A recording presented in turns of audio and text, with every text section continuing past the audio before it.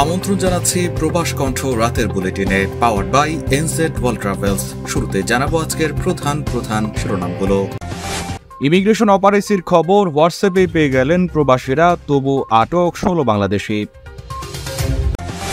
গ্রেপ্তার এড়াতে 10 তলা থেকে ঝুলে পড়েন বাংলাদেশি প্রবাসী। কুয়ালালামপুরে ইমিগ্রেশনের রুদ্ধশ্বাস অভিযান। এবং আজ সারা দেশে শিক্ষার্থীদের গণমিছিল, সিলেট, খুলনা ও রাজধানীর উত্তরায় ব্যাপক সংঘর্ষ। দেখছিলেন শিরোনাম, এবার বিস্তারিত। Welcome Tourism Industry Award 2024. The best ticketing travel agent di persilakan Anzac World Tour and Travels in Grand Berhad. গ্রাহকদের উন্নত সেবা দিয়ে মালয়েশিয়ায় best ticketing travel agent award পেল NZ world tours and travels. কুয়ালালামপুরের রয়্যাল চুলানে আড়ম্বরপূর্ণ এক অনুষ্ঠানে ট্যুরিজম ইন্ডাস্ট্রি অ্যাওয়ার্ড 2024-এ ট্রাভেল এজেন্ট ক্যাটাগরিতে সেরার স্বীকৃতি তুলে দেওয়া হয় এনজেড কর্তৃপক্ষের হাতে। সঙ্গে থাকুন এনজেডের। গেল সোমবার ইমিগ্রেশন বিভাগ দুপুর 2টায় সেলাঙ্গোর রাজ্যের কাজরাং, সাইবারজায়া এবং বন্দরবারু বাঙ্গির আশপাশে অভিযান চালায়। ইমিগ্রেশন পর্যালোচনায় দেখা গেছে, ইমিগ্রেশনের উপস্থিতির বিষয়ে সেখানে থাকা প্রবাসীদের একটি হোয়াটসঅ্যাপ গ্রুপে একজন স্থানীয় নাগরিক বিদেশিদের অবিলম্বে স্থান ছেড়ে চলে যাওয়ার পরামর্শ দিয়েছেন। তিনি লিখেছেন, ইমিগ্রেশন আসছে, জলদি পালাও। সেলাঙ্গোর ইমিগ্রেশন পরিচালক খায়রুল আমিনুস কামারউদ্দিন জানান, 166 জন বিদেশিকে পরিদর্শনের ফলে 5 নারী সহ মোট 34 জন অবৈধ প্রবাসীকে অভিযানে গ্রেপ্তার করা হয়েছে। তিনি বলেন, কাজাং, সাইবারজায়া এবং বন্দরবারু বাঙ্গির আশপাশের এলাকা সহ মোট 36টি এলাকায় অভিযান চালানো হয়। আটককৃত অবৈধ প্রবাসীদের মধ্যে 12 জন ইন্দোনেশিয়ান, বাংলাদেশের 16 জন, মিয়ানমারের 3 জন, নেপালের 2 জন এবং 1 জন ভারতীয় নাগরিক রয়েছেন। এ লোকদের বেশিরভাগই রেস্তোরাঁ এবং মুদি দোকানে কাজ করে। তার মতে, শনাক্তকৃত অপরাধগুলোর মধ্যে পাসপোর্টের শর্ত লঙ্ঘন ছাড়াও বৈধ পাসপোর্ট বা পারমিট ছাড়া মালয়েশিয়াতে প্রবেশ এবং থাকার অপরাধ রয়েছে।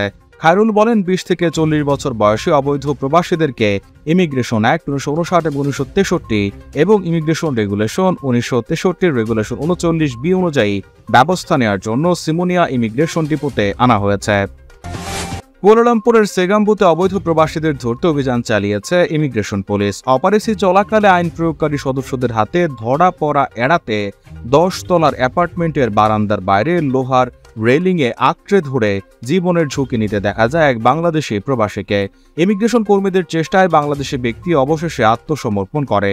পরে তাকে কারণ জিজ্ঞেস করা হলে সে জানায়, আমি কি ভেবে এটি করেছি আমি জানি না, আমি ভয় পাচ্ছি যে আমি কেন এটা করলাম, আমি ভয় পেয়ে গিয়েছিলাম, আমার মাথা কাজ করছিল না। আজ সকালে জালান সেগাম্বুতে একটি অ্যাপার্টমেন্টে কুয়ালালামপুর ইমিগ্রেশন বিভাগ অভিযান চালিয়েছে। Kuala Lumpur immigration director Mohammad সাউফি Yusuf বলেছেন, ওই রাতে মধ্যরাত 12টা থেকে শুরু হওয়া অভিযানে 103 জনকে পরীক্ষা করা হয়েছে। আটককৃতদের মধ্যে 6 জন বাংলাদেশি প্রবাসী রয়েছেন।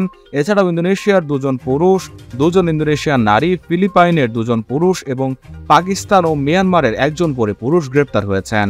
আটককৃত সবাইকে ইমিগ্রেশন আইন 1959 এবং 1963 অনুযায়ী ভ্রমণ পাস না থাকার অপরাধে, ওভারস্টে করা এবং অন্যান্য অপরাধের জন্য গ্রেপ্তার দেখানো হয়েছে। তিনি বলেন, অবৈধ প্রবাসীদের থাকার বিষয়ে জনগণের অভিযোগ এবং তথ্যের ভিত্তিতে অভিযান চালানো হয়। তিনি বলেন, রাজধানী কুয়ালালামপুরে অবৈধ অভিবাসন রোধে ধারাবাহিক মনিটরিং এবং এনফোর্সমেন্ট অভিযান চালানো হবে। এদিকে এক স্থানীয় বাসিন্দা স্টিভ জানিয়েছেন, অ্যাপার্টমেন্টের বেশিরভাগ বাসিন্দা অবৈধ প্রবাসীদের উপস্থিতিতে অস্বস্তি বোধ করে, কেননা প্রায়শই তারা এখানে বিভিন্ন ধরনের সমস্যা সৃষ্টি করে। তারা তাদের খুশি মতো আসে যায় এবং ভাড়াটে পরিবর্তন করে, এমনকি যাদেরকে আমরা চিনিও না। এ সময় অনেকেই সুইমিং পুলের ধারে মদ পান করতে দেখা গেছে বলে অভিযোগ করেন তিনি। সারা দেশে চলমান আন্দোলন আবারও রূপ নিচ্ছে বড় আকারে। শুক্রবার ছুটির দিনে জুম্মার পর থেকেই দেশের বিভিন্ন স্থানে গণমিছিল এবং এর প্রেক্ষিতে সংঘর্ষের খবর মিলেছে। সিলেটে বৈষম্য বিরোধী ছাত্র আন্দোলনের কর্মসূচিতে শিক্ষার্থীদের সঙ্গে পুলিশের দফায় দফায় ধাওয়া পাল্টা ধাওয়া ও সংঘর্ষের ঘটনা ঘটেছে। শুক্রবার বিকেল 3:30টার দিকে সিলেট নগরের আখালিয়া এলাকার বিজিবি ক্যাম্প এলাকায় এই ঘটনা ঘটে। এদিকে খুলনা শিক্ষার্থীদের সঙ্গে পুলিশের সংঘর্ষের ঘটনা ঘটেছে।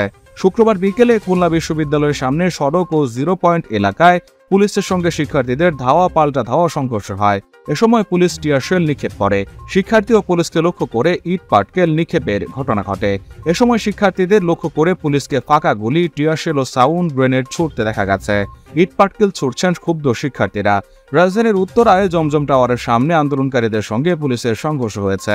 শুক্রবার বিকেল 4টার দিকে উত্তরার জমজম টাওয়ারের মোড় এবং 11 নং সেক্টরের মাইলস্টোনের সামনে গণমিছিলের সময় এই সংঘর্ষ হয়। প্রত্যক্ষদর্শীরা জানান, শিক্ষার্থীদের গণমিছিলকে কেন্দ্র করে পুরো এলাকায় পুলিশের অতিরিক্ত নিরাপত্তা ছিল।